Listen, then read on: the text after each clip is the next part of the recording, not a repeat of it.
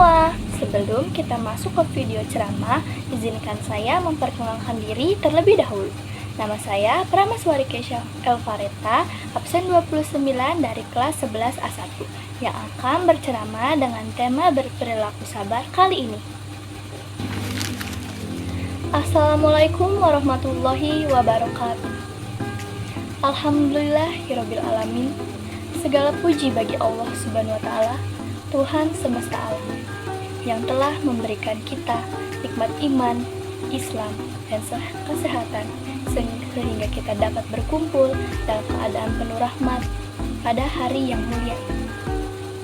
Sholawat serta salam semoga senantiasa tercurah kepada junjungan kita Nabi Muhammad SAW, kepada keluarganya, para sahabatnya, dan kepada seluruh umatnya yang setia mengikuti ajaran beliau hingga akhir zaman. Hadirin yang dirahmati oleh Allah Subhanahu wa taala, pada kesempatan kali ini izinkan saya menyampaikan sebuah ceramah dengan tema berperilaku sabar. Tema ini sangat penting karena sabar merupakan fondasi utama dalam kehidupan seorang muslim. Tanpa kesabaran, seseorang mudah marah, mudah putus asa, dan tidak mampu menerima takdir Allah dengan ikhlas. Secara bahasa, sabar berasal dari kata as-sabr yang berarti menahan diri. Sedangkan secara istilah, sabar berarti menahan diri dari sesuatu yang tidak disukai dengan tetap mengharap ridha Allah Subhanahu wa taala. Sabar adalah ciri orang beriman. Seseorang yang sabar bukan berarti dia lemah, tetapi justru menunjukkan kekuatan jiwa dan keteguhan iman. Allah Subhanahu wa taala berfirman dalam Quran surat Al-Baqarah ayat 153. A'udzubillahi minasyaitonir rajim. Bismillahirrahmanirrahim. Ya ayyuhalladzina amanu ista'inu bis-sabri was-shalah. Innallaha ma'as-sabirin. Yang artinya, wahai orang-orang yang beriman, mohonlah pertolongan kepada Allah dengan sabar dan sholat. Sesungguhnya Allah beserta orang-orang yang sabar.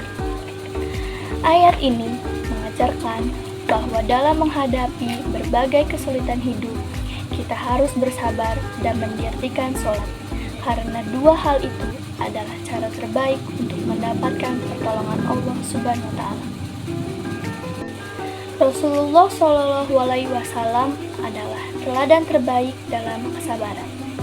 Beliau tidak hanya mengajarkan sabar dengan kata-kata, tetapi juga mencontohkannya dengan perbuatan.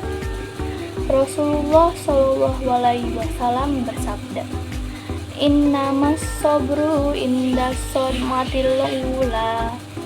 Sesungguhnya kesabaran itu ada pada saat pertama kali seseorang ditimpa musibah. Hadis riwayat Bukhari dan Muslim. Hadis ini menjelaskan bahwa sabar yang sejati adalah ketika ujian baru datang, bukan setelah kita marah, menangis, lalu berkata, "Saya sabar." Sabar harus muncul di awal, saat hati pertama kali tersentuh oleh ujian. Perlu hadirin semua ketahui, para ulama membagi sabar menjadi 3 macam utama, yaitu yang pertama, sabar dalam ketaatan kepada Allah. Sabar dalam ketaatan kepada Allah, yaitu menahan diri agar tetap tekun beribadah meskipun berat. Contohnya, bangun pagi untuk sholat subuh, berpuasa di bulan Ramadan, menuntut ilmu dengan bersungguh-sungguh, dan berbuat baik meski lelah. Yang kedua, sabar dalam menjauhi maksiat. Sabar dalam menjauhi maksiat, yaitu menahan diri agar tidak tergoda melakukan dosa. Misalnya seperti menahan diri untuk tidak berbohong, tidak membalas hinaan, tidak mencontek, tidak berbuat curang, dan tidak mengikuti hawa nafsu. Lalu, yang ketiga, sabar dalam menghadapi ujian hidup. Inilah bentuk sabar yang paling sering kita alami. Ketika kita sakit, kehilangan, gagal, atau dihina, kita harus tetap tenang dan yakin bahwa Allah sedang menguji keimanan kita. Hadirin sekalian, sabar bukan hanya akhlak yang baik, tetapi juga mendatangkan pahala yang sangat besar. Sebagaimana Allah Subhanahu wa Ta'ala berfirman dalam Quran Surat Az-Zumar ayat 10. Bismillahirrahmanirrahim. Innama yuwaffas sabiruna ajrahum bighairi hisab. Artinya, sesungguhnya hanya orang-orang yang bersabarlah yang disempurnakan pahalanya tanpa perhitungan. Bayangkan, Allah memberikan pahala tanpa batas bagi orang yang sabar. Ini menunjukkan betapa tinggi kedudukan sabar di sisi Allah Subhanahu wa Ta'ala. Hadirin yang dimuliakan oleh Allah, salah satu contoh kesabaran luar biasa terdapat pada kisah Nabi Ayub alaihissalam. Nabi Ayub diuji dengan kehilangan seluruh harta bendanya, anak-anaknya, bahkan tubuhnya dipenuhi penyakit parah selama bertahun-tahun. Namun beliau tidak pernah mengeluh sedikit pun. Beliau terus berzikir dan berdoa kepada Allah dengan sabar dan ikhlas. Akhirnya, karena kesabarannya, Allah menyembuhkannya dan mengembalikan semua nikmat yang pernah hilang. Kisah ini mengajarkan bahwa setiap ujian pasti ada hikmah dan balasan indah di baliknya. Sabar bukan hanya dibutuhkan oleh para nabi, tetapi juga oleh kita semua di rumah, di sekolah, di tempat kerja, maupun di masyarakat. Beberapa contoh sabar yang bisa kita lakukan. Yang pertama, sabar dalam belajar. Walaupun pelajaran sulit, jangan menyerah. Terus berusaha, karena hasil tidak akan mengkhianati usaha. Yang kedua, sabar menghadapi orang lain. Ketika teman membuat kita marah, jangan langsung membalas. Kendalikan emosi, karena sabar itu menunjukkan kedewasaan. Yang ketiga, sabar membantu orang tua. Walau capek atau dimarahi, tetap berbuat baik kepada mereka, karena ridho Allah ada pada ridho orang tua. Yang terakhir, sabar dalam menunggu hasil.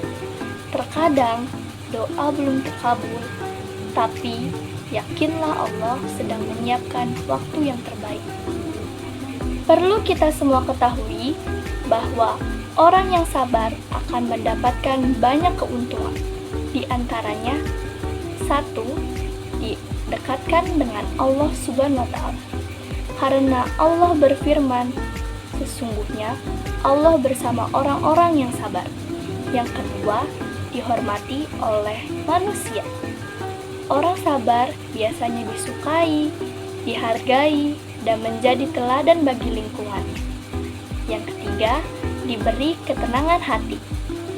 Sabar membuat kita tidak mudah stres, tidak mudah emosi, dan lebih bijak dalam mengambil keputusan.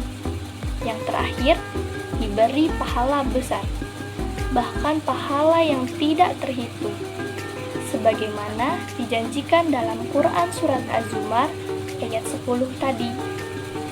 Hadirin yang dirahmati oleh Allah, sabar adalah kunci keberhasilan dalam hidup dan ibadah. Sabar menjadikan kita kuat saat diuji, tenang saat marah, dan ikhlas saat kehilangan. Marilah kita sama-sama berusaha menanamkan sifat sabar dalam diri kita. Sabar dalam beribadah kepada Allah, sabar menjauhi segala dosa, dan sabar dalam menghadapi segala ujian hidup. Ingatlah, tidak ada kesulitan yang abadi, dan tidak ada ujian tanpa hikmah. Allah menguji kita bukan karena benci, tetapi karena ingin melihat sejauh mana kita bersabar dan beriman.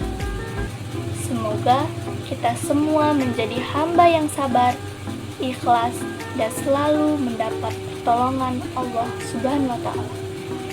Sekian ceramah yang bisa saya sampaikan pada kesempatan kali ini. Kurang lebihnya mohon maaf. Wassalamualaikum warahmatullahi wabarakatuh.